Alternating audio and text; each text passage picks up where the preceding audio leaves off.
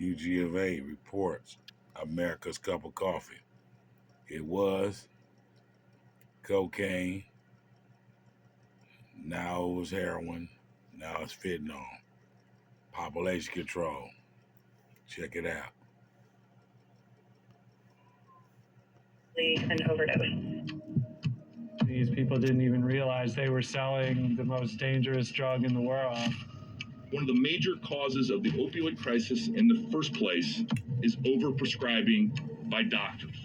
We were ignorant, and we've suffered in that. Matter of fact, we paid great price for that. They dead, locked up, or they out here hopeless. Poisoned by the deadly drug fentanyl, killing 7 in the Central West End. The illicit fentanyl that's killing people comes from China. That's enough fentanyl to give every member of the United States population a potentially lethal dose. A formidable enemy. Scoring the drugs on social media. And life just instantly began to spiral out of control. It could kill you immediately. I've never seen a drug threat as prevalent and as dangerous as we're seeing right now with them. Now on every corner, everybody's selling fentanyl. Everybody. I have it in my family, and I never thought it would. We're saying this is a real life and death situation. Had we really wanted to go out and save lives, we could have done so. We lost a child, you know. Nobody should have to do that. Every year it gets not just worse, but exponentially worse. And St. Louis has been hit particularly hard. Fentanyl is the defining drug of the overdose epidemic in St. Louis. It has no taste or smell. Even a handful of it could kill thousands of people. It reaches into every corner of society, suburbs and cities, rich and poor, black and white. Many who become addicted have no idea they're even taking it. And it's caused drug addiction in the region to spiral out of control. Fentanyl is the defining drug of the overdose epidemic in St. Louis. It has no taste or smell. Even a handful of it could kill thousands of people. It reaches into every corner of society, suburbs, addiction in the region to spiral out of control. More than 70% of overdose deaths in the St. Louis area now involve fentanyl. I might see a person 5 minutes, and in 5 minutes they dead because they took something that they had no idea what they was taking.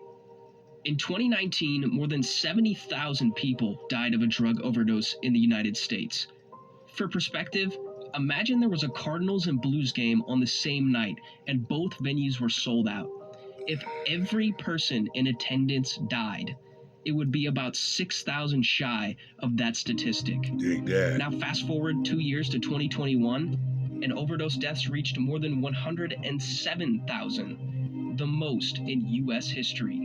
Fentanyl is alarming. It should be alarming. It is killing people like that. In Missouri, overdose deaths have risen drastically. That's not population Our area control. is the epicenter of that statewide tragedy. St. Louis City, St. Louis County, Jefferson, and Franklin counties have 4 of the 5 highest overdose death rates in Missouri. This is North St. Louis. This place has been suffering from a thing called benign neglect. You ever heard the term benign neglect? What it simply means is if something goes wrong, I just let it. I allow it to go wrong. We spent months looking into the local crisis. This story is told by recovering addicts. You become more dependent and reliant on this one specific thing just to get out of bed and say hi to your family. It wasn't tough, it was miserable. It was just horrible, man. Those fighting for change will always be a thorn in your side, pushing for what actually needs to happen. And those left behind. It can happen to anyone because it happened to my family, and I never thought it would. This is the fentanyl crisis of America. It ain't only in St. Louis. If it affects one, it affects us all. We're going to dig into this, the UG of A. We got one for y'all. Yeah, America is putting their people on, the government is putting the people on drugs. It's something that you should gradually work up to. First time I got shot, I got shot with a 357 hollow point and I got shot in the back and it blew my stomach open. The bullet hit my pancreas, large intestine, small intestine, and I lost a kidney. I done had 2 surgeries and they say I'll be in pain for the rest of my life, so I'm taking pain pills, prescribed by the doctor. That's basically how it started. Yeah, I was taught when I was a medical student that if somebody has pain, they're not going to get addicted to a substance and to an opioid. Okay, I was taught that. The cure is not in the money's not in the cure. It's in the pacifying.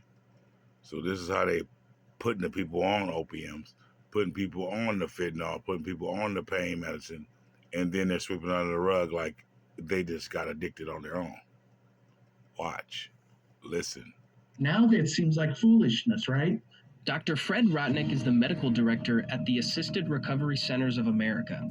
Before that, he spent 15 years as the medical director at the St. Louis County Jail and Juvenile Detention Center. The drug companies, they did their marketing and pushing and selling of opioids that were never typically used in outpatient settings.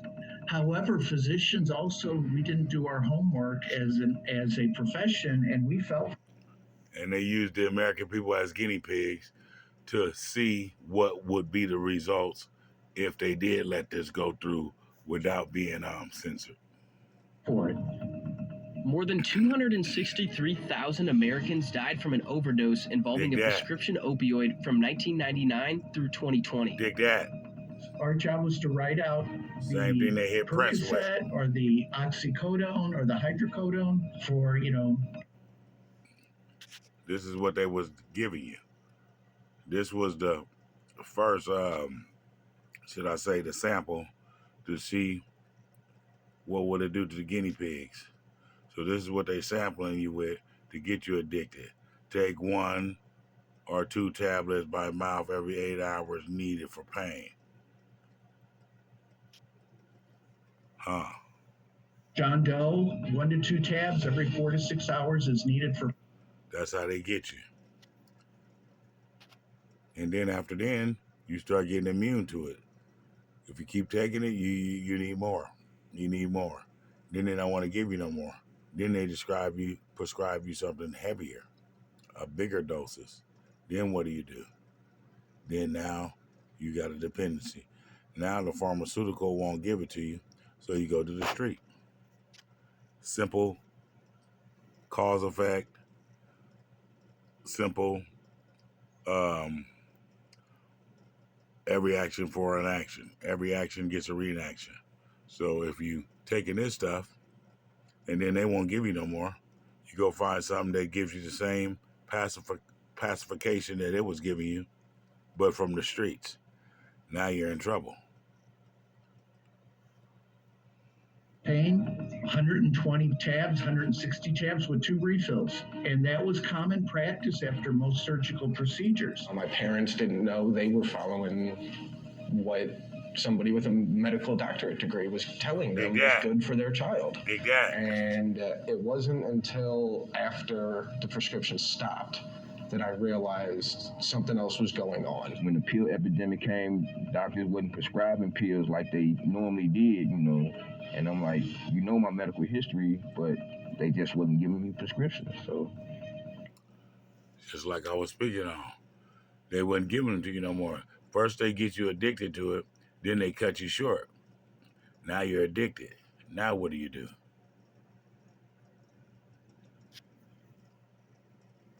I had to look elsewhere, I started buying pills off the street. So it started with heroin.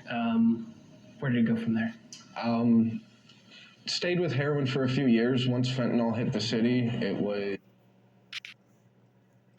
The heroin is so watered down that they were getting rid of it to bring this new drug into place that is stronger and more powerful.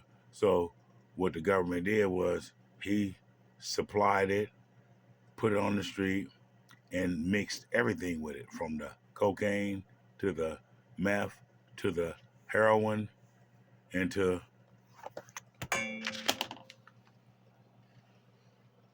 any other thing that he can get his hands on to justify what he was putting down, the New World Order. Okay, it's called population control. It's nearly impossible to continue getting heroin, and fentanyl was all that was around. Now on every corner, everybody's selling fentanyl. Everybody. Like that. Everybody. It's kind of a bad. And this is a worldwide thing. It ain't just in my backyard. It ain't just in their backyard. It's in the United States backyard. So what are we to do about this when the government is the one issuing this stuff and the one who gave them the pacification of the drug to start this epidemic, this crisis, or this pandemic? Because this is a pandemic within itself, because it's not healthy for the American people. I'm gonna let them play a little bit more of this. Time to be a young person, because any pill or any powder that's bought on the black market could potentially be laced with fentanyl and could kill you immediately. Actually, the first time And they're also saying that this stuff is so powerful that if you even touch it, it could, absorb through your pores and still kill you. So this stuff is just like, what were they calling that stuff? Anthrax. So you got to be very careful of dibbling and dabbling with this stuff, because this mad scientist, Dr. Doom and Dr. Giggles, have a new invention, and they need some guinea pigs to try it out on. At first it started with elephants, now it's starting with humans. So be a better judge of character and watch what's going on around you. I'm going to speed this up a little bit, and we're going to dig into some more parts, and we're going to end this off. It's just a short, brief video on what's going on. America's Cup of Coffee. Listen and learn. Okay, we're going to give y'all some reports from Missouri State Senator Holly, and we're going to let you hear what she has to say about this situation. Is overall, and again, it goes back to the stigma of it. The whole system, that framework of harm reduction that we've been building and had buy-in from the government is under attack with false evidence and false narratives. And when you start making healthcare political, talking about saving lives, shame on us. Yeah. We're suffering a crisis that this could have reduced harm, it could have saved lives, and we could have directed folks to rehabilitation. Trish Gunby is a state representative in Missouri. She sponsored House Bill 2570, which would have started a program to distribute fentanyl test strips to communities in Missouri. Other states are already utilizing test strips to prevent overdoses. And then we would have been able to track how well the program worked and, hopefully save lives. And it just did not move at all. It's a program that has been done nationally. Now, what would they do this for if they wasn't experimenting or tampering or trying to do some type of survey on what would happen if and what would happen if not? So now they know what would happen if. So now, what about the what nots? See, they start a situation, they start a problem, and then they go to solution. So if they're starting a problem, then they already had a solution to the problem because they invented the problem. In red and blue states, for me, vetting it's a bill that saves lives. How much more do you need to know? Prescription drug monitoring, that took 8 years to get across the finish line. I had sponsored that for 8 years before, and it was really just a fight every single session. Missouri Senator Holly Rader's prescription drug monitoring bill was finally signed into law in 2021. Missouri was the last state in the country to pass that legislation. I grew up in drug addiction and in and around it, and I understand it. You gotta listen to her. Now, she's a senator, and also she came from the background of drug addiction. So she's gonna tell you some key things about what's going on, but she's gonna be talking in their language. So you gotta really use your common sense if it's common to you to use it. understand it from the viewpoint as a child growing up in it. I understand it from the viewpoint as a mother whose child got caught in it, you know, even though she wasn't raised around it. I raised her in church, a mama up in her business all the time because I knew the signs. I knew what to watch for. Dig that.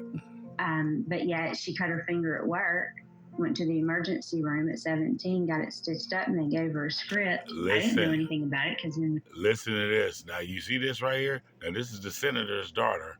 And look how the government pacifies the hurt from the people. Listen up closely. Missouri, you're an adult at 17. Once they were finished, she just started buying them at work because she was sick, because her body was sick. She felt awful. She started buying them at work. That took her down 13 years of deep addiction, shooting up, turned into meth, heroin, bath salts. My grandson being born with opioids in his system and me taking custody of him. She's 8 years clean now and the best mama I know. But that story, I try to illustrate and show how it just doesn't matter where you come from. It matters what your DNA is and how educated you are about this issue. That's what matters. And none of that has anything to do with morals. It's only in America. Okay, man. You know, on that right there, man, I'm going to go ahead and sum it up, man, and just let it be what it is, man. And I'm hoping y'all getting something from this. Because, and St. Louis resident. There's a lot to be got, man. As part of our grand opening, we're giving away this cross necklace for... So, yeah, man. We just want y'all to be educated on what's going on, man. Salute the station, man. This is the New World Order, America's Cup of Coffee, the new cup of coffee. And open up your eyes and smell the coffee and check out what's going on around you, man. We're going to get up out of here, man. This is UG of A, man. Thank you for your time. Share the video. Peace.